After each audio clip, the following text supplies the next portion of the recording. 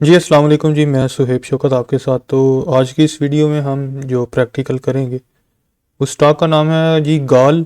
तो आज हम गाल का करेंगे। तो आ जाएं, गूगल पे चलते हैं। गूगल में लिखते हैं SCS ट्रेड लाइव चार्ट। तो जब आप SCS ट्रेड लाइव चार्ट लिखेंगे तो ये पहला लिंक आ जाएगा PSX live real time advance charting tool. इस पे हम क्लिक करेंगे और ये अभी हमें KSE 100 इंडेक्स का ये चार्ट नज़र आया है। इसके ऊपर ये देखें रेड एंड ग्रीन कैंडल्स हैं।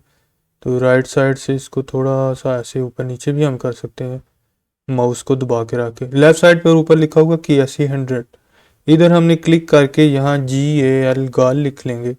तो ये गंडारा ऑटोमोबाइल्स, ठीक है, इसकी कंपनी का आ गया नाम। उस पर क्लिक किया तो पहले जो KSE 100 की कैंडल्स थी अब ये गाल वालों की आ गई हैं, ठीक है। तो इसको थोड़ा सा हम वाइट कर लेते हैं, खोल लेते हैं ताकि हमारी लाइंस ज़रा अच्छे से ड्रा ड्रा हों। तो ये लेफ़्ट साइड पर ऊपर देखें, ये एक छोटी सी लाइन बनी हुई है, ठीक है। ये इधर से हमने एक ट्रेंड लाइन लेनी है। तो साथ ही एक छोटा सा एरो बना हुआ है, इस पर क्लिक करेंगे तो ये एक बार ओपन हो जाएगी। यहाँ से हमने ऊपर ट्रेंड लाइन पे क्लिक करना है, ठीक है। अब हम यहाँ से इसको कहीं पे भी क्लिक करके खींच लेंगे और माउस छोड़ के क्लिक करेंगे तो हमें ये लाइन बन जाएगी। तो यहाँ सेटिंग से ये 1px रखी हुई है इसका साइज़, ताकि wick to wick break line अच्छी तरह लगे। तो ये इसका ये पहला है। एक इसको इधर में ला लिया और दूसरी इसकी ये आ रही है, तीसरी। तो इसको थोड़ा सा इधर से ऐसे एडजस्ट करेंगे, ठीक है जी। तो ये ऊपर वाली लाइन होगी और इधर से ही हम एक और नीचे वाली भी बना लेते हैं। तो ये देखें, ये यहाँ से लेके अगर इसको ऐसे किया जाए, ठीक है, तो ये ऐसे बन जाए।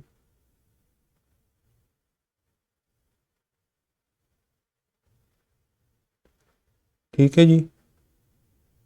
तो ये आप देख सकते हैं, ये इसकी लाइंस बन गई हैं, ऊपर वाली भी और नीचे वाली भी।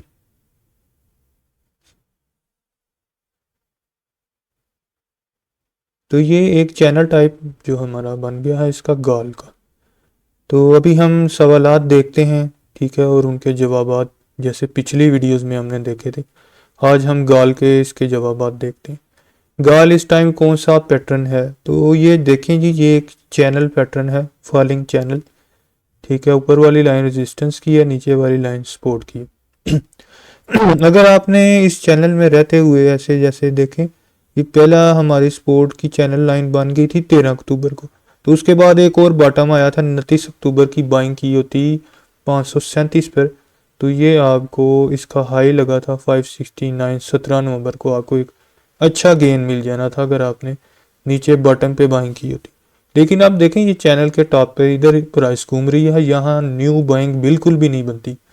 अब या तो आपने 17 नवंबर से लेके आज तक में इसके गैप में इस डेट्स में, ठीक है, इस डेट में अगर आपने बाइंग की हुई है तो अब आपको फिर एवरेज का सोचना पड़ेगा अगर ये प्राइस नीचे आई बॉटम पे। तो अगर तो आपने इसकी एवरेज करनी है, अगर आपने ऑलरेडी बाय कर रखा है, एवरेज करनी है, तो इसको आप यहाँ पे कम से कम 520 525 के पास जो है, ठीक है, 520 और 525 के पास यहाँ पर आप इसकी पहली एवरेज करें, थोड़ा सा इसमें इन्वेस्ट करें और इसको थोड़ा एवरेज पे लाएं। 520 और 525 के बीच में इसको थोड़ा सा एवरेज करें। बॉटम आएगा मज़ीद थोड़ा से, फिर इसके चैनल के नीचे पास बॉटम पे मज़ीद एवरेज कर लें, लेकिन पहले आप एवरेज 520 और 525 पे कर लें। ये था जी हमारा गाल का पैटर्न, वो हमने देख लिया है कि ये फॉलिंग चैनल था। गाल इस टाइम किस लेवल पर है ये भी हमने देख लिया कि ये टॉप पर है प्राइस इस टाइम। अगर ऑलरेडी बाय किया है तो एवरेज कब करना बेहतर रहेगा, हमने इसको भी देख लिया कि कम से कम 520 और 525 पे एवरेज कर लें। गाल की न्यू बाइंग कब करूं? अब दोबारा नई बाइंग करनी है तो वो हमें यहाँ पे बॉटम पे करनी हो। तो यहाँ पर आप जो है वो 520 पे जो है वो थोड़ा सा आप यहाँ पर इन्वेस्ट कर सकते हैं, 520, ठीक है।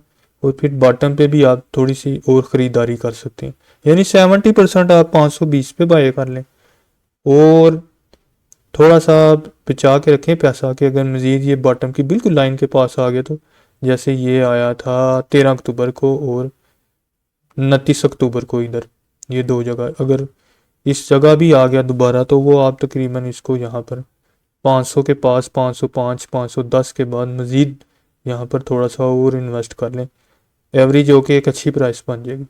तो मिड में यहाँ चैनल के दरमियान में 520 530 जो है ना, वो आप यहाँ पर न्यू बाइंग कर सकते हैं 520 पे, और 530 के बीच भी, 520 530 के बीच में न्यू बाइंग करें, और थोड़ा सा कैपिटल बचा के रखें 505 के पास अगर बॉटम पे प्राइस आ गई तो, ठीक है।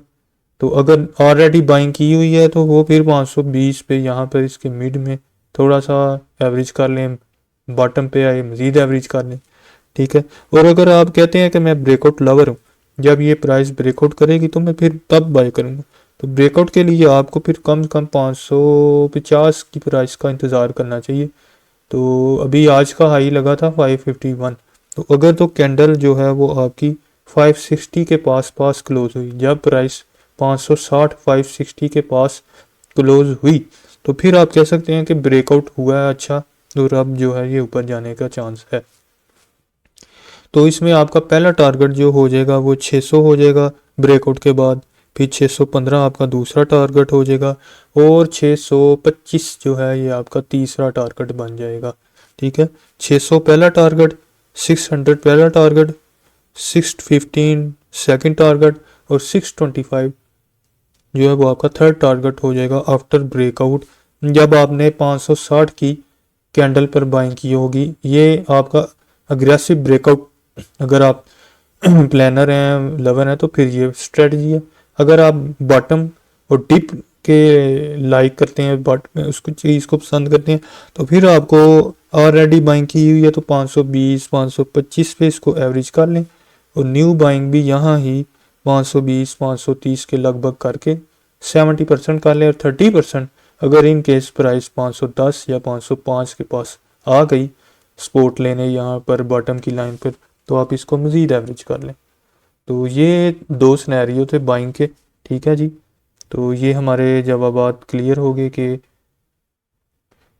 गाल में बायर का इंटरेस्ट अभी मौजूद है कि नहीं। ये भी देख सकते हैं हम कि अभी मौजूद है, क्योंकि यहाँ से कैंडल्स ज़्यादा मज़ीद जो है वो नीचे बड़ी बड़ी रेड कैंडल्स नहीं बनी, ये आहिस्ता आहिस्ता थोड़ा सा साइडवेज टाइप है। तो ये यहाँ से या तो ब्रेकआउट लगेगा, तो मैंने आपको बताया कि 560 पर अगर कैंडल आई तब बाय कर लें, और अगर आप नीचे बाय करना चाहते हैं तो इस लाइन के सपोर्ट लाइन के पास बाय कर लें, और 520 25 के में पहली बाइंग कर लें, फिर 505 के पास यहाँ पर बॉटम पे बाइंग कर लें। तो ये था गाल का हिसाब किताब।